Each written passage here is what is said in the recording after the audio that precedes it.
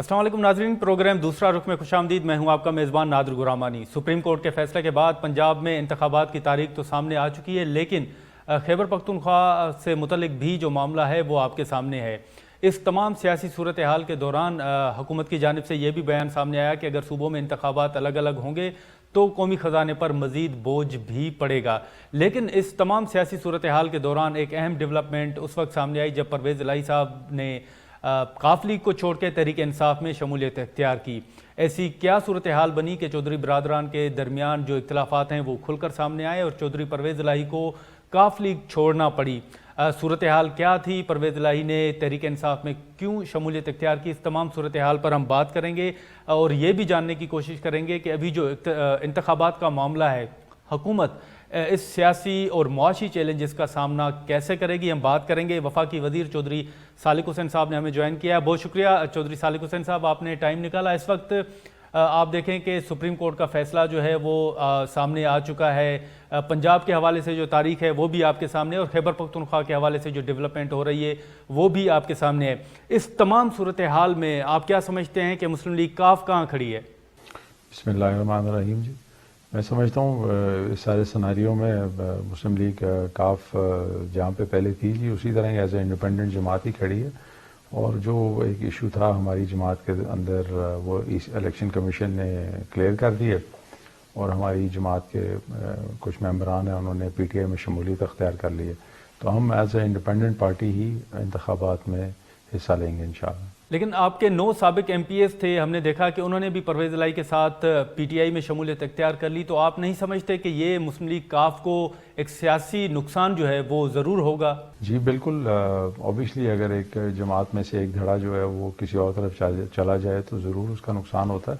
लेकिन मैं समझता हूँ कि मुझे वो नज़ारा देख के काफ़ी शर्मिंदगी भी हुई और दुख भी हुआ कि मतलब 2 दफ़ा वज़ीर आला भी रह चुके हैं परवेज़ इलाही साहब, नायब वज़ीर आज़म भी रह चुके हैं, लेकिन उनकी शमूलियत जब हो रही थी तो वो मनाज़िर जब मैंने देखे कि सिर्फ उनकी जमात के एक जो लीडर हैं वो साथ खड़े हुए हैं और उसके अलावा कोई उनकी जमात के लीडरान भी नहीं है, ना उनके कायद इमरान खान साहब उनके साथ हैं जब वो प्रेस कॉन्फ्रेंस कर रहे हैं और शमूलियत कर रहे हैं। उसमें से कुछ एमपीए भी वहाँ मौजूद नहीं थे। तो मेरा ख्याल है जैसे वक्त करीब आएगा तो और क्लैरिटी मिल जाएगी जी। लेकिन सालिक साहब, आप क्या समझते हैं कि सूरत हाल ऐसी क्यों बनी और क्या मजबूरी थी कि परवेज़ इलाही साहब को जो है वो तहरीक इंसाफ में जाना पड़ा? मेरे ख्याल में पॉपुलैरिटी वेव की वजह से जो हकाइक हैं वो तो यही कहते हैं जी। ये एक वजह हो सकती है मेन, कुछ और भी वजूहात हो सकती हैं, लेकिन मैं तो यही समझता हूँ कि उन्होंने एक फ़ैसला किया और उसके बाद वापसी का शायद कोई रास्ता नहीं था तो वो उन्होंने फिर उन्हीं का इंतखाब किया कि हम इसी जमात में रहें क्योंकि पॉपुलर वेव चल रही है तो उसका एडवांटेज लिया जाए। लेकिन इस वक्त जो 9 एमपीएस आपके चले गए तहरीक इंसाफ में और उसके साथ साथ परवेज़ इलाही साहब भी चले गए, तो आप क्या समझते हैं कि मुस्लिम लीग काफ अभी भी अपनी पोजीशन पर कायम रहेगी या फिर मुस्लिम लीग काफ को पीपल्स पार्टी या मुस्लिम लीग नून में जम करने की जो तजवीज़ है या उस पर कोई मुशावरत हो रही है या ये ऑप्शन आप समझते हैं कि ज़ेर गौर है? नहीं, ऐसी तो कोई बात नहीं हुई जी और ना ही ऐसा कोई इरादा है हमारा। और एमपीएस गए हैं, एमएनए जो हैं वो अभी भी हमारे साथ हैं जी। तारिक बशीर चीमा साहब हैं, हमारी मिसेस फारूक हैं, तो अभी ऊपर भी जो हमारी पार्लिमानी पार्टी के जो हेड हैं वो तारिक बशीर चीमा साहब ही हैं। तो ये जमातों में होता रहता है जी, आपने देखा ही है कई बड़ी जमातें हैं वो भी कई ऐसे अदवार आए कि जहाँ पे उनके पास 13-14 सीटें थीं, बाद में 2/3 मेजॉरिटी भी ली उन्होंने। तो उस चीज़ से मेरे ख्याल में घबराना नहीं चाहिए सियासत में। बस इंसान को ये है कि अपना क्लियर माइंडेड होना चाहिए जी और मुनाफिकत की सियासत नहीं करनी चाहिए। बाकी जो अवाम फैसला करे वो कबूल करना चाहिए। लेकिन सालिक साहब, इस वक्त जो सूरत हाल आपके सामने है, सुप्रीम कोर्ट का फैसला सामने आया, फिर पंजाब और खैबर पख्तूनख्वा में इंतखाबात का मामला, आप समझते हैं कि सूबों में अलग अलग इंतखाबात हों या चौधरी शुजा साहब, या आप समझते हैं कि इंतखाबात जो हैं वो आम इंतखाबात पूरे मुल्क में होने चाहिए? जी बिल्कुल, उनका ये ख्याल है कि होने चाहिए, लेकिन सूबे के और वफाक के एक ही वक्त में इलेक्शन हों तो ज़्यादा मुनासिब रहेगा जी। हमारा तो यही मौक़िफ़ है। तो क्या चौधरी शुजा साहब ने ये तजवीज़ रखी है पीडीएम के सामने? जी जी जी बिल्कुल बिल्कुल रखी है उन्होंने कि एक ही वक्त में होने चाहिए, यानी जब जनरल इलेक्शन का टाइम हो उसके साथ ही सूबों का होना चाहिए जैसे होता है रूटीन में। تو آپ تو تمام ملاقاتوں میں موجود بھی رہتے ہیں، تو جب چودھری شجاع صاحب نے یہ تجویز دی ہے تو اس پر وزیر اعظم شہباز شریف صاحب کی یا زرداری صاحب کی اس پر کیا رائے جو ہے وہ سامنے آئی ہے؟ جی یہ جب کچھ ہفتے ہو گئے ہیں اس بات کو، تو ان کا یہی موقف تھا کہ جب جنرل الیکشن ہوں، جو بھی مدت جب کمپلیٹ ہوتی ہے تو اس کے ساتھ ہی ہونے چاہیے، تب تک نگران حکومت جو ہے وہ اپنا کام کرتی رہے، اور جب جنرل الیکشن کا ٹائم آئے گا تو اس کے ساتھ ہی باقی کے صوبوں کے بھی الیکشن ہونے چاہیے۔ تو تحریک انصاف یہ بھی کہہ رہی ہے کہ شاید آپ ان کے جو مقبولیت ہے اس کے خوف کی وجہ سے آپ انتخابات کی طرف نہیں جا رہے، تو آپ واقعی سمجھتے ہیں کہ اس وقت اگر آپ انتخابات میں جائیں گے تو آپ کو نقصان ہوگا؟ میرے خیال میں جی یہ اگر قانونی دائرے کے اندر رہتے ہوئے میں سمجھتا ہوں کہ یہ اس ٹائم پہ جو ایک پی ڈی ایم کا ایک موقف ہے، اگر وہ ایک قانونی دائرے میں رہتے ہوئے اپنی مرضی سے وقت کے اوپر الیکشن کروانا چاہتے ہیں، اور اس کی جو سیاسی مصلحتیں ہیں وہ یہی کہتی ہیں کہ اگر اس ٹائم پہ آپ کے سامنے جو حالات ہیں، جو معاملات ہیں، وہ تھوڑے سے سیدھے ہوں گے تو ہی میرے خیال میں الیکشنوں میں جانا ان کے لیے سود مند ہوگا۔ تو obvious سی بات ہے کہ جی وہ اس کا سیاسی ایڈوانٹیج لیں گے، ہر سیاسی جماعت لیتی ہے، اور اگر وہ اس آئین اور قانون کے دائرے میں رہتے ہوئے کر رہے ہیں تو میرے خیال اس میں کوئی حرج نہیں ہے۔ تو سالک صاحب، اس وقت جو ملک کو معاشی چیلنجز درپیش ہیں، آپ سمجھتے ہیں کہ حکومت اس پوزیشن میں ہے کہ صوبوں میں الگ الگ انتخابات ہوں یا الیکشن کی طرف جو ہے وہ جایا جائے؟ آپ سمجھتے ہیں، آپ ڈالر کی قیمت دیکھ لیں، مہنگائی دیکھ لیں، تو آپ سمجھتے ہیں کہ حکومت اس وقت اس پوزیشن میں ہے کہ انتخابات کی طرف جایا جائے؟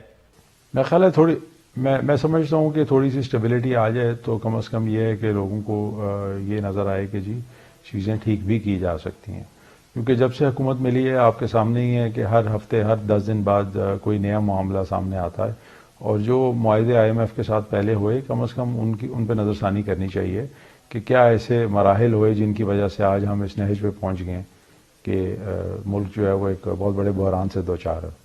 لیکن اس وقت آپ دیکھیں کہ تحریک انصاف کے چیئرمین عمران خان صاحب، یہ بھی ان کا ایک الزام ہے کہ شاید حکومت انہیں نااہل کروانے کی کوشش کر رہی ہے، انہیں مائنس کرنے کی جو ہے وہ کوشش کی جا رہی ہے، تو کیا حکومت واقعی عمران خان کو نااہل کروانے کے لیے کوئی سوچ رہی ہے، یا ایسی کوئی حکمت عملی حکومت کے اندر آپ کو نظر آ رہی ہے؟ میرے خیال میں اگر نااہل ہوں گے تو حکومت نے تو نااہل نہیں کرنا ان کو، وہ تو عدالتوں نے کرنا ہے جی۔ لیکن خان صاحب یہ بھی تحفظات کا اظہار کر رہے ہیں کہ شاید انہیں شدید جو خطرات ہیں وہ بھی لاحق ہیں، اور اس کے ساتھ ساتھ زرداری صاحب پر انہوں نے الزام بھی لگایا ہے کہ انہیں قتل کروانے کی سازش جو ہے وہ تیار کی جا رہی ہے۔ تو عمران خان صاحب سابق وزیر اعظم رہے ہیں، آپ سمجھتے ہیں کہ ان کے جو الزامات ہیں وہ انتہائی حساس نوعیت کے ہیں، سنجیدہ ہیں، اور ان کی تحقیقات ہونی چاہیے؟ بالکل جی، اس کی تحقیقات ہونی چاہیے اور بڑے صاف شفاف طریقے سے ہونی چاہیے، اور میرے خیال میں ہو بھی رہی ہیں۔ میں نہیں سمجھتا کہ جی اگر اتنا بڑا، کیونکہ اصل میں نا جی پہلے بھی انہوں نے ایک بہت بڑا الزام لگایا بیرونی سازش والا، وہ بیرونی سازش کہاں سے شروع ہوئی، کہاں پہ اس کا کوئی سرا ابھی تک نہیں مل سکا، کبھی کسی پہ الزام لگا دیتے ہیں، کبھی کسی پہ الزام لگا دیتے ہیں۔ تو اس لیے میرے خیال میں لوگوں کو بھی اب یقین آنا، اور اداروں کو بھی ان کے اوپر یقین آنا جو ہے نا جی وہ کم ہو گیا، کیونکہ وہ جہاں ان کو بہتر لگتا ہے اس پہ الزام لگا دیتے ہیں۔ تو میرے خیال میں بہتر ہے کہ اس کے شفاف طریقے سے انویسٹیگیشن ہونی چاہیے تاکہ جو حقائق ہیں وہ سامنے آ سکیں۔ صرف الزام لگانے سے تو نہیں بات بنتی جی، کیونکہ الزامات تو میرے خیال میں جب سے یہ پاکستان بنا ہے یہی ہوتا رہا ہے کہ جو اپوزیشن میں ہوتا ہے وہ حکومت پہ الزام لگاتا ہے، وہی حکومت جو اپوزیشن میں آتی ہے تو وہ حکومت پہ الزام لگا دیتی ہے۔ تو میں سمجھتا ہوں کہ ہمیں سبسٹینشیل بات کرنی چاہیے، سلجھی بھی بات کرنی چاہیے، ایسی بات کرنی چاہیے جو ملک کے فائدے میں ہو جی، نہ کہ صرف اپنی ذات سے متعلق ہو۔ لیکن آپ نے خود ذکر کیا، پہلے انہوں نے بیرونی سازش کا ذکر کرتے رہے، پھر وہ باجوہ صاحب کا نام لیتے رہے، ابھی وہ زرداری صاحب کا نام لے رہے ہیں کہ وہ سازش کر رہے ہیں۔ اس الزام کو آپ کس طرح دیکھتے ہیں؟ وہ شاید اب اس سے آگے چلے گئے ہیں جی۔ زرداری صاحب کے بعد جو میں نے لیٹسٹ سنا تھا، انہوں نے جو نگران وزیر اعلیٰ ہیں ان کے اوپر الزام لگا دیا کہ وہ ان کی سازش سے حکومت گئی تھی ان کی۔ تو اب امریکہ کے ساتھ دوبارہ بیٹھ گئے ہیں، تو ہو سکتا ہے کل باجوہ صاحب کے ساتھ بھی بیٹھ جائیں، پھر زرداری صاحب کے ساتھ بیٹھ جائیں، پھر مطلب کیونکہ سیاست میں تو میں نے یہی دیکھا جی کہ وہ ایک مہینہ پہلے الزام لگاتے ہیں، اگلے مہینے اسی شخص کی تعریفیں شروع کر دیتے ہیں۔ تو میں نہیں سمجھتا اس میں کوئی ایسی بات ہے جی۔ تو آپ کو یاد ہوگا کہ ماضی میں جو خان صاحب نے 35 پنکچر کی بات کی تھی، تو ابھی آپ سمجھتے ہیں کہ یہ جو بیان ہے یہ بھی ایک سیاسی بیان ہی ہے، اس کو سنجیدہ نہ لیا جائے؟ بالکل جی، ایسے ہی، بالکل ایسے ہی ہے جی، میں ایسے ہی سمجھتا ہوں، ایسے دیکھتا بھی آیا ہوں میں۔ میں سمجھتا ہوں کہ یہ وقت آ گیا ہے کہ سیاست میں سے یہ چیزیں جو ہیں ختم ہوں.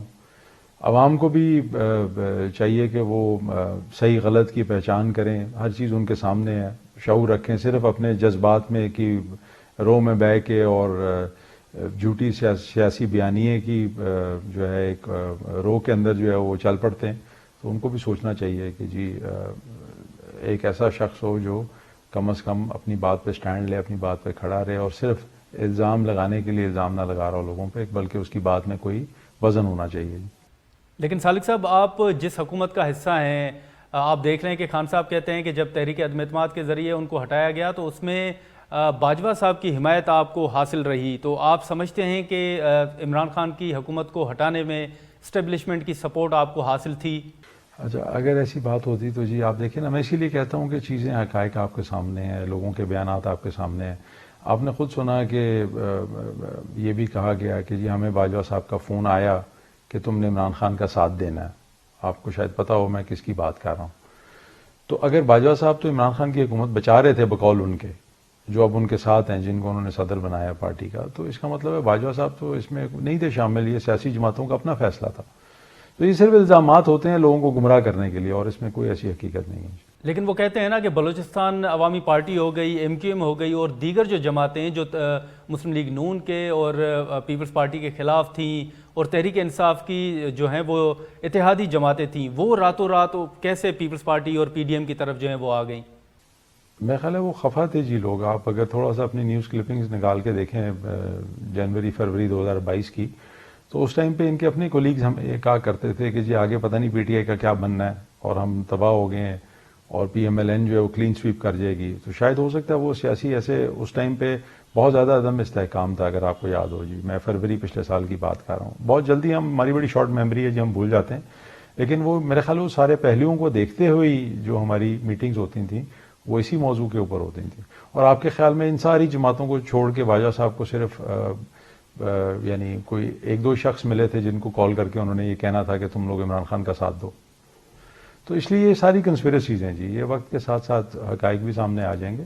لیکن میں ابھی بھی یہ سمجھتا ہوں کہ پچھلے سال فروری میں ایسے تھے حالات کہ جہاں پہ پی ٹی آئی کے اپنے لوگ بہت زیادہ شرمندہ بھی تھے اور پریشان بھی تھے کہ آگے کیا بنے گا. لیکن اس ساری صورتحال کے دوران سالک صاحب آپ کیا سمجھتے ہیں کہ آپ نے دیکھا کہ جب چودھری شجاعت صاحب کے درمیان اور پرویز الہی صاحب کے درمیان اختلافات کھل کر سامنے آئے, تو آپ کیا سمجھتے ہیں؟ اس پر مختلف باتیں ہوتی رہیں, مختلف بیانات سامنے آتے رہے, لیکن آپ کیا کہتے ہیں کہ چودھری شجاعت حسین صاحب اور پرویز الہی صاحب کے درمیان جو اختلافات تھے ان کی بنیادی وجہ تھی کیا؟ کون سا ایسا نقطہ تھا جس کی وجہ سے پرویز الہی صاحب کو اتنا بڑا فیصلہ کرنا پڑا اور اتنے اختلافات جو ہیں وہ سامنے آئے؟ بنیادی نقطہ نہیں, اس میں بڑا بیسک بنیادی نقطہ ہے. میں آج بھی آپ کو یہ کہوں گا, 5 سال بعد بھی آپ کو یہی بیان دوں گا کہ بنیادی نقطہ صرف یہ تھا کہ پرویز الہی صاحب کے کہنے پر ہی چودھری شجاعت صاحب نے پی ڈی ایم سے کو اس بات پہ راضی کیا کہ پرویز الہی صاحب کو آپ لوگ وزیر اعلیٰ کا کینڈیڈیٹ بنائیں. جب وہ سب لوگ مان گئے تو آخری دن جو ہے وہ ہماری آپس میں بیٹھ کے طے بھی ہو گیا, دعائے خیر بھی ہو گئی, سب کچھ ہو گیا. اگلے دن وہ بنی گالا چلے گئے. تو اوبیسلی اس چیز کے اوپر چودھری شجاعت صاحب نے سٹینڈ لیا کہ مجھے کسی سے کوئی غرض نہیں ہے, لیکن کیونکہ میں زبان دے چکا ہوں, ان ساری جماعتوں کو پرویز الہی صاحب کے کہنے پر ہی آمادہ کر چکا ہوا ہوں, تو اب میں پیچھے نہیں ہٹ سکتا. بس وہاں سے بات شروع ہوئی اور پھر کرتے کرتے آج اس نہج پہ پہنچ گئی. لیکن پھر آپ دیکھیں کہ پرویز الہی صاحب کو پی ڈی ایم نے وزیر اعلیٰ پنجاب نامزد کیا, پرویز الہی صاحب جو ہیں وہ زرداری ہاؤس گئے, مٹھائی لے کر گئے, لیکن پھر اس کے بعد آپ کیا سمجھتے ہیں کہ کیا ہوا کہ پرویز الہی صاحب کو جو ہے وہ پی ڈی ایم کو چھوڑ کے پھر بنی گالا جانا پڑا؟ وہ اس چیز میں ہم خود بھی آج دن تک اس چیز کا جواب تلاش کر رہے ہیں, لیکن جو ہمیں جواب ان کی طرف سے ملا اور جو میڈیا پہ بھی انہوں نے آ کے بتایا وہ یہ تھا کہ ہمیں باجوہ صاحب کی کال آ گئی تھی. انہوں نے تو ہمیں یہی اس چیز کی صفائی دی ہے کہ ہمیں ان کی کال آ گئی تھی. اس بات کے اوپر بھی میرا سوال یہ تھا ان سے کہ جی اگر کال آ گئی تھی تو آپ ہمارے ساتھ بیٹھ کے مشورہ تو کر لیتے. آپ نے بنی گالا جاتے ہوئے تو ہمیں نہیں بتایا کہ کوئی فون کال آئی ہے. تو اب پتہ نہیں کیا حقیقت ہے جی, کیا جو ہے وہ ان کی اپنی خواہش تھی یا حقیقت کیا ہے, اللہ عالم. آپ نے نام تو نہیں لیا, لیکن آپ کو یاد ہوگا کہ مونس الہی صاحب نے بھی کھل کر کہا تھا کہ باجوہ صاحب نے ان کو پی ٹی آئی کی طرف جانے کا کہا تھا. آپ سمجھتے ہیں کہ اس معاملے کی تحقیقات ہو یا خود باجوہ صاحب کو اس کی وضاحت کر دینی چاہیے؟ میرے خیال جی میرے خیال میں بالکل کرنا چاہیے، باجوہ صاحب کو کلیئر کرنا چاہیے، تاکہ کم از کم جو ہمارے ذہنوں میں بھی سوال ہیں وہ بھی کلیئر ہوں کہ ایسی کیا وجوہات تھیں. ہمیں تو یہ وجہ بتائی گئی ہے جی، کیونکہ اس کے برعکس جو ہے وہ ہمیں دن رات اس چیز پہ آمادہ کیا گیا کہ ہم پی ڈی ایم کو کنونس کریں، جو کہ شجاعت صاحب نے اپنی زبان دے کے بار بار ان کے پاس جا کے ان کو راضی کر لیا. لیکن سالک صاحب، آپ یہ تو نہیں سمجھتے کہ باجوہ صاحب نے آپ کے ساتھ بھی ڈبل گیم کی ہے، جیسے خان صاحب ایک الزام عائد کرتے ہیں؟ پتہ نہیں جی، پرویز الہی صاحب تو کہتے ہیں کہ اگر کسی نے ایسی بات کی تو پھر ہم اس کو دیکھ لیں گے. آج بھی خان صاحب نے ان کے باجوہ صاحب کو کہا کہ ان کو کورٹ مارشل کیا جائے. میں انتظار کر رہا تھا کہ پرویز الہی صاحب کا بیان آئے، لیکن وہ بھی اب خاموش ہیں اس بات پہ، کیونکہ میرے خیال میں خان صاحب کا اپنا ہی ذہن ہے اور وہ اپنے ایک بیانیے پہ چل رہے ہیں، تو اس کو تو میرا خیال ہے کوئی چیلنج نہیں کر سکتا. لیکن چوئی صاحب، اس میں آپ یہ بھی دیکھیں کہ پرویز الہی صاحب اس وقت تحریک انصاف میں گئے ہیں، آپ ان کی اور خان صاحب کی طبیعت، ان کے مزاج سے واقف بھی ہیں. آپ سمجھتے ہیں پرویز الہی صاحب تحریک انصاف میں چل سکیں گے؟ میری تو یہی خواہش ہوگی جی کہ وہ چل سکیں وہاں پہ، کیونکہ بہت بڑا انہوں نے فیصلہ کیا. اللہ تعالیٰ ان کو کامیاب کرے. لیکن آپ کو یہ بھی یاد ہوگا کہ خان صاحب کے ساتھ جب پرویز الہی صاحب پریس کانفرنس میں بیٹھتے تھے تو پرویز الہی صاحب بعد میں ویڈیو بیان جاری کر کے کہتے تھے کہ خان صاحب نے اگر دوبارہ اسٹیبلشمنٹ کے خلاف اگر بات کی تو وہ ان کے ساتھ نہیں کھڑے ہوں گے. تو آپ کا سیاسی تجزیہ کیا کہتا ہے کہ خان صاحب اسٹیبلشمنٹ سے متعلق اپنی لائن تبدیل کریں گے اور پرویز الہی صاحب پی ٹی آئی میں ایڈجسٹ ہو سکیں گے؟ یہ تھوڑی مشکلات ہوں گی، لیکن ہو سکتا ہے کہ عمران خان صاحب کو بھی وہ قائل کر لیں اس بات پہ. کچھ بھی ممکن ہے جی، لیکن آپ کے سامنے ہی ہے، انسان کا اپنا مزاج بدلنا ذرا مشکل ہوتا ہے. دیکھتے ہیں جی کیا ہوتا ہے وقت کے ساتھ. سالک صاحب، چودھری شجاعت حسین صاحب کے باجوہ صاحب کے ساتھ اچھے تعلقات رہے ہیں، سب کے سامنے ہے، پھر ایسا کیوں ہوا کہ پرویز الہی صاحب کو آگے لایا گیا اور چودھری شجاعت حسین صاحب کو سائیڈ لائن کیا گیا؟ آپ نے دیکھا ہی ہوگا جی، آپ نے دیکھا ہوگا کہ جتنی پی ڈی ایم کی ملاقاتیں ہوئی تھیں وہ ساری چودھری شجاعت صاحب وہاں موجود تھے. تو وہ تو اس کے بعد اوبیسلی جب وہ بنی گالہ گئے تو اسی شرط پہ گئے تھے کہ جی آپ ہمیں وزیر اعلیٰ بنائیں گے. یہی کہ پرویز الہی صاحب کو سی ایم پنجاب جو ہے وہ نامزد کیا گیا. اس تمام عمل کے دوران آپ نہیں سمجھتے یا آپ کے علم میں ہے کہ باجوہ صاحب کی طرف سے چودھری شجاعت سے کوئی رابطہ ہوا ہو ان کا آپس میں؟ نہیں، اس حوالے سے تو کوئی نہیں ہوئی. میں نے آپ کو پہلے بھی کہا ہے کہ اگر ایک رات پہلے ہم زرداری صاحب کے پاس بیٹھ کے ان کو مٹھائی دے رہے ہیں اور اگلے دن صبح جو ہے وہ تحریک عدم اعتماد بزدار صاحب کے خلاف پیش خود کروائی جا رہی ہے، تو مجھے نہیں پتا کہ وہ اس 4 گھنٹے کے اندر ایک 4 گھنٹے کی ہی ونڈو بچتی ہے جی، تو کہ اس میں کس کی کس کو کال آئی ہے کیا ہوا. کیونکہ ایک رات پہلے تو پرویز الہی صاحب زرداری صاحب کے پاس تھے، ان کو مٹھائی دینے گئے ہوئے تھے. تو کیا اس عمل کے دوران جنرل باجوہ صاحب ہوں یا فیض صاحب ہوں، انہوں نے چودھری شجاعت صاحب سے رابطہ کر کے کیا آپ کو بھی یہ مشورہ دیا تھا کہ آپ بھی پرویز الہی صاحب کے ساتھ تحریک انصاف میں چلے جائیں؟ میں آپ کو وہی بات میں نے آپ سے پہلے بھی بتائی، میں دوبارہ ریپیٹ کر دیتا ہوں جی کہ جب وہ بنی گالہ جا رہے تھے تو اس ٹائم بھی انہوں نے کوئی ایسی کال کا ذکر نہیں کیا، بلکہ یہ کہا کہ بس ہم جا رہے ہیں، جو بھی بات ہوگی عمران خان صاحب سے وہ آ کے آپ سے مشورہ کریں گے. لیکن وہ گئے اور وہاں پہ فیصلہ کر کے تو واپس آ گئے. اس وقت کیا پرویز الہی اور چودھری شجاعت حسین کے درمیان کوئی آپس میں رابطہ نہیں؟ جی، وہ پہلے انہوں نے چودھری شجاعت صاحب کو ہٹانے کی کوشش کی 2 دفعہ. ایک غیر آئینی اجلاس بلا کے ایک دفعہ پچھلے سال بلایا جولائی میں، پھر ابھی جنوری میں دوبارہ بلایا. تو وہ ای سی پی میں کیس چل رہا تھا، انہوں نے پھر فیصلہ کر دیا جی. تو اس کے دوران بھی اس کے بعد بھی ملاقات ہوتی رہتی ہے شجاعت صاحب کی پرویز الہی صاحب سے. لیکن وہ چودھری شجاعت صاحب کا بہت بڑا دل ہے جی، وہ اس طرح کی چیزیں اپنے یعنی کسی کے بھی خلاف نہیں رکھتے دل میں. تو یہ تو پھر ہمارے بہت ہی قریبی ہیں جی. تو ایسی کوئی ان کی آپس میں کہیں نظر آ جائیں یا گھر میں کہیں آمنا سامنا ہو جائے تو سلام دعا ہو جاتی ہے، اس سے زیادہ کچھ نہیں. لیکن اگر پرویز الہی صاحب واپس آ بھی جاتے ہیں تو کیا پھر چودھری شجاعت صاحب یا آپ بڑے دل کا مظاہرہ کریں گے، ان کو ویلکم کریں گے؟ میرے خیال میں ان کا تو بڑا ڈے 1 سے کلیئر تھا جی. بیچ میں نہیں تھا جب یہ سب چل رہا تھا جی، اپنا پچھلے سال حکومت جی پی ڈی ایم والا، اس ٹائم وہ بیچ میں ایکٹیو تھے پی ڈی ایم کے ساتھ. پھر وہ شفٹ کر گئے پی ٹی آئی میں، پھر دوبارہ پی ڈی ایم کی طرف، پھر فائنلی آئی تھنک انہوں نے پی ٹی آئی کے ساتھ جانے کا فیصلہ کیا. سالک صاحب، آپ نے دیکھا کہ اس دوران مونس الہی صاحب کا بڑا متحرک کردار تھا، وہ ڈٹے ہوئے تھے کہ پرویز الہی صاحب جو ہیں وہ ہر صورت پی ٹی آئی میں جائیں گے. मुनिस इलाही साहब के किरदार को आप कैसे देखते हैं? किस सेंस में जी, मैं मुझे थोड़ा अगर बता दें जी।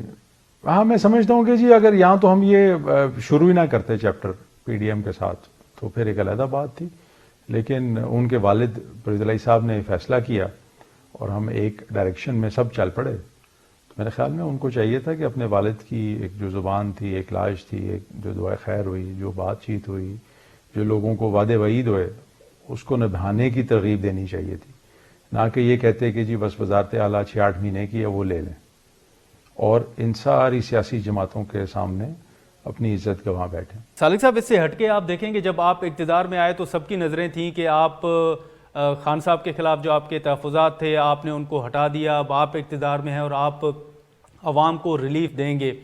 और तो आप समझते हैं कि जिस वादे या जिस नैरेटिव के साथ आप आए तो आप उस नैरेटिव पर पूरा उतर सके हैं? उसकी वजह मेरे भाई, उसकी वजह ये थी कि वो हर महीने 100 अरब से ज़्यादा जो है सब्सिडी दी जा रही थी हर महीने। यानी आप कर्ज लेके पेट्रोल की कीमत कम कर रहे थे और वो कर्ज अदा किसने करना है, वो सारा बोझ किस पे पड़ा, आने वालों पे। ये ऐसी चीज़ें हैं जो हर वक्त आप सुनते रहे होंगे। जो नई हुकूमत आती है वो कहती है जी पिछले की गलतियाँ थी, लेकिन ये वो हकायक हैं कि जिनके जो आवाम तक पहुँचने चाहिए कि जी 100 अरब रुपया हर महीने आप पेट्रोल की, डीजल की सब्सिडी में डाल रहे हैं सिर्फ इसलिए कि जी मेरा एक हमने एक बनाया हुआ है कि जी बड़ा हर चीज़ बड़ी अच्छी है, पेट्रोल बड़ा सस्ता है। दुनिया में सबसे सस्ता तेल पाकिस्तान में बिक रहा था उस टाइम पे। उसमें कोई हमारी महारत नहीं थी, वो ये था कि हम बाहर से कर्ज ले रहे थे IMF से और वो हम उसकी सब्सिडी दे रहे थे। तो ये तो कोई अक्लमंदी नहीं है। हमें चाहिए हम मजीद सोर्सेज ऑफ रेवेन्यू अपनी गवर्नमेंट के बढ़ाएं। उधार लेके घर नहीं चलता तो मुल्क कैसे चलेगा? हमें इस चीज़ों पर ध्यान देना चाहिए। अगर हम उधार लेते हैं किसी से और उससे अपने बिजली के बिल और राशन का खर्चा दे देते हैं तो अगले महीने हम फिर उसके पास जाएंगे उधार और मांगने। तो हमें फोकस करना चाहिए इनवर्ड कि किस तरह हमारे पास इतने रिसोर्सेज हैं, किस तरह उनको यूटिलाइज किया जा सकता है, कैसे एक्सपोर्ट्स बढ़ाई जा सकती हैं। लेकिन इस हुकूमत को टाइम ही नहीं मिल रहा। हर 15 दिन बाद एक नया सियासी बहरान सामने होता है और हर वक्त फायर फाइटिंग की जारी है। 90% टाइम जो है वो हमारा फायर फाइटिंग में जा रहा है, जबकि वो कंस्ट्रक्टिव तरीके से हमें इस पे काम करना चाहिए कि हम अपना source of income revenue government का कैसे बढ़ाया जा सकता है। लेकिन सालिक साहब, जब आपने इमरान खान को इक़्तिदार से हटाया तो उस वक्त पेट्रोल की कीमत तकरीबन 140 रुपए के करीब थी। देखिए उस टाइम आने का नैरेटिव ये था कि जी मैं फिर आपको वही कहूँगा, काश कोई उसकी उस वक्त की न्यूज़ हेडलाइंस या उस पूरे 2-4 महीने की क्लिपिंग्स वगैरह बनाएं कि जो हालात मुआशी चल रहे थे और मुल्क बिल्कुल उसी दहाने पे आया हुआ था कि जी बिल्कुल आगे पता नहीं क्या बनेगा। बहुत ही बेयकीनी की फ़िज़ा थी कि अगर ये और चलता रहा सिलसिला तो मुल्क मज़ीद बहरानों का शिकार होगा। इस वजह से ही आए। उस टाइम पे यही ख्याल था मियां नवाज शरीफ साहब का कि फौरी इलेक्शन करवा दिए जाएं, लेकिन बाकी पीडीएम की जमातों का ये कहना था कि जी हम फौरी इलेक्शन में ना जाया जाए और हम हालात को मज़ीद बेहतर करें। लेकिन उन हालात की जो ख़राबी थी उसकी नौइयत को ना जानते हुए इस काम को आगे लेके चले और मुश्किलात बढ़ती गईं। मैं भी समझता हूँ कि जी इन्होंने जो मार्च में भी मुआहदे किए, जब इनको पता था कि जी सब जमातें इकट्ठी हो रही हैं PTI की गवर्नमेंट के ख़िलाफ़, तो उन्होंने IMF के साथ भी चंद ऐसे मुआहदे और ऐसी बातें की जिनका आज दिन तक खमियाजा भुगतना पड़ रहा है जी। वो आज इसहाक डार साहब की प्रेस कॉन्फ्रेंस में भी उन्होंने बड़ा तफसीली बताया। लेकिन ऑब्वियसली आवाम तो सिर्फ वो देखती है GDP और ये सारे फिगर्स वगैरह, ये परसेंटेजेस वगैरह नहीं समझती। एक हवा चलती है जी और लोग समझते हैं बस वही सही है। आप लोगों की वसातत से TV चैनल्स देखते हैं, वहाँ पे जो न्यूज़ चल रही हो, जिसका जो फेवरेट चैनल हो, उस पर जो कुछ चल रहा हो वही लोग अपने अंदर जज्ब कर लेते हैं और उसी जज्बात के साथ फिर आगे चल पड़ते हैं। डार साहब के आने से ये तवक्को थी कि वो शायद डॉलर को कंट्रोल कर लेंगे। आप समझते हैं कि डार साहब कामयाब नहीं हो सके और मिफ्ता इस्माइल साहब के जो तहफ़्फ़ुज़ात हैं वो दुरुस्त हैं? जी ऐसे ही है जी। लोगों का यही है ख्याल कि जी अगर डार साहब और मिफ्ता साहब दोनों का भी कोई मिक्स बना लिया जाता तो काफ़ी सूरत हाल मतलब बेहतर होनी थी, क्योंकि आपको कई दफ़ा कोई फ्रेश जहन, फ्रेश दिमाग चाहिए होता है कोई चीज़ों को टैकल करने के लिए। लेकिन मैं अभी भी समझता हूँ, मैं डार साहब को बड़ा क्लोजली भी वॉच किया है कि वो जेन्युइनली परेशान भी हैं, कंसर्न भी हैं और जो कुछ उनकी कैपेबिलिटी, कैपेसिटी के अंदर है वो कर रहे हैं चीज़ों को बेहतर करने के लिए। लेकिन आप बता दें कि कोई हमें आज तक कोई तजवीज़ आई है जी کسی بھی اپوزیشن کی جماعت سے، پی ٹی آئی سے، عمران خان صاحب سے، کوئی تجویز کسی کے پاس نہیں ہے. ہر کسی کو پتہ ہے بحران کیا ہے اور اس کا مسئلہ حل کیا ہے اور اس کا حل کیا ہے، اور حل کی طرف ہی گامزن ہے. اگر آج کل کو عمران خان صاحب بھی آ جاتے ہیں تو وہ بھی یہی سارے اقدامات کر رہے ہوں گے. مطلب یہاں تو کوئی کھل کے بتا دینا کہ جی یہ ڈاکٹر صاحب یہ غلط کر رہے ہیں اور ان کو اس طرح نہیں اس طرح کرنا چاہیے. تو یہ حقائق ہیں جو لوگوں تک پہنچنے چاہیے اور لوگوں کو پتہ ہونا چاہیے. آپ انسان کی کیپیبلٹی دیکھیں، صرف اس کا ایک چال چلن یا بیانیہ نہ دیکھیں. تو میں یہی کہوں گا جی اس بات کے اوپر کہ ڈاکٹر صاحب جینوئنلی کوشش کر رہے ہیں کہ ہر چیز ٹھیک کر دی جائے. لیکن سالک صاحب، اس تمام سیاسی ہلچل کے دوران آپ دیکھیں کہ اپوزیشن کی تنقید اپنی جگہ، لیکن اب پارٹیز کے اندر سے آوازیں آنا شروع ہو گئی ہیں. آپ مصطفیٰ نواز کھوکھر کو دیکھ لیں، مفتاح اسماعیل کو دیکھ لیں، شاہد خاقان عباسی کو دیکھ لیں. میں سمجھتا ہوں وہ ساری مثبت آوازیں ہیں، اس میں کوئی ایسی میں نیگیٹو چیز نہیں سمجھتا. میں ان سب لوگوں کو بھی جانتا ہوں جی. یہ سب لوگ بڑے آنیسٹ لوگ ہیں، انٹیگریٹی والے لوگ ہیں. اگر وہ کچھ ایسا کہتے ہیں یا ان کا کوئی موقف ہے تو اس کو ضرور سننا چاہیے. کوئی اس میں کوئی یہ نہیں ہے کہ آپ نے کوئی، اگر آپ کا اپنا کوئی اختلاف ہے اور چاہے وہ مثبت ہو تو اس پہ تنقید نہیں کرنی چاہیے، بلکہ اس کو ایکسیپٹ کرنا چاہیے. لیکن جب آپ تنقید کرتے ہیں تو پھر آپ کے جو سیاسی مخالفین ہیں وہ آپ پر بھی تنقید کرتے ہیں، مسلم لیگ نون پر بھی تنقید کرتے ہیں، اور وہ یہ بھی کہتے ہیں کہ جب نواز شریف صاحب علاج کے لیے باہر گئے تو وہ ابھی تک واپس نہیں آئے. کاف لیگ سمجھتی ہے کہ اس وقت جو سیاسی صورتحال ہے اس میں خود نواز شریف کو پاکستان واپس آ جانا چاہیے. جی میرے خیال میں بہتر ہو کہ وہ اپنے جب بھی ان کا سمجھیں ڈاکٹرز ان کے یا میڈیکل جو لوگ ہیں تو اس ٹائم پہ ان کو آ جانا چاہیے جی. یہ تو اس پہ ڈپینڈ کرتا ہے ان کے جو ہیلتھ کے کنسلٹنٹس ہیں یا ڈاکٹرز ہیں وہ کیا کہتے ہیں. تو اس وقت ابھی صورتحال جو ہے وہ انتخابات سے متعلق بھی تقریباً ڈیولپمنٹ سامنے آ چکی ہے. آپ سمجھتے ہیں کہ پی ڈی ایم دونوں صوبوں میں اپنے مشترکہ امیدوار کھڑے کرے گی یا پھر تمام جماعتیں الگ الگ ہی انتخابات میں حصہ لیں گی؟ میرا خیال ہے جی مشترکہ کینڈیڈیٹس ہی ہوں گے، جہاں تک میرا خیال ہے جی. ابھی اس پہ کوئی میرا خیال ہے حتمی فیصلہ نہیں ہوا، لیکن مجھے لگتا ہے ایسے ہی ہے کہ متفقہ کینڈیڈیٹس ہی ہوں گے. تو یہ صرف پنجاب یا خیبر پختونخوا میں ہوگا یا پورے ملک میں مشترکہ امیدوار ہوں گے؟ نہیں میرا خیال ہے اوور آل جی. تو سالک صاحب، یہ تجویز کس کی ہے؟ یہ کس نے تجویز رکھی ہے پی ڈی ایم کے سامنے؟ یہ سب کی مشاورت میں یہی ہے جی. ابھی فی الحال تو یہی ہے کہ متفقہ کینڈیڈیٹس ہوں گے. ہر سیٹ بائی سیٹ بیٹھ کے ڈسکشن ہو جائے گی، جہاں پہ جس کا کینڈیڈیٹ مضبوط ہوگا میرے خیال میں اس کو ٹکٹ دیا جائے گا. لیکن سالک صاحب، اس سے اگر ہٹ کے ہم بات کریں تو ایک سی پیک کا اہم منصوبہ ہے. ماضی میں تحریک انصاف پر آپ تنقید کرتے رہے کہ تحریک انصاف نے اس منصوبے کو آگے نہیں بڑھایا. 3-4 سال گزرے ہیں، تحریک انصاف نے واقعی آپ سمجھتے ہیں کہ اس کو نقصان پہنچایا ہے؟ اور ابھی آپ کیا سمجھتے ہیں کہ کتنی پیش رفت ہو چکی ہے اس منصوبے پر؟ دیکھیں یہ بڑا سینسیٹیو معاملہ ہے. اس میں میں سمجھتا ہوں کہ جی جو اس کا فیز 1 تھا وہ انفراسٹرکچر سے ریلیٹڈ تھا. انفراسٹرکچر جب کمپلیٹ ہو گیا تو اس کے بعد سیکنڈ فیز بہت ہی لازم تھا، وہ انڈسٹریلائزیشن کا تھا، جو کبھی انیشیٹ ہی نہیں ہو سکا جی. گوادر ایئرپورٹ کی مثال آپ کو دے دیتا ہوں جی، کہ وہ کمپلیٹ ہونا تھا عمران صاحب کے دور میں ہی، لیکن وہ تاخیر کا شکار ہوا، ان کو نوٹسز جانا شروع ہو گئے. حالانکہ وہ گورنمنٹ آف چائنا کی طرف سے ایک گرانٹ کے طور پہ، ایک تحفے کے طور پہ حکومت پاکستان کو دیا جا رہا تھا.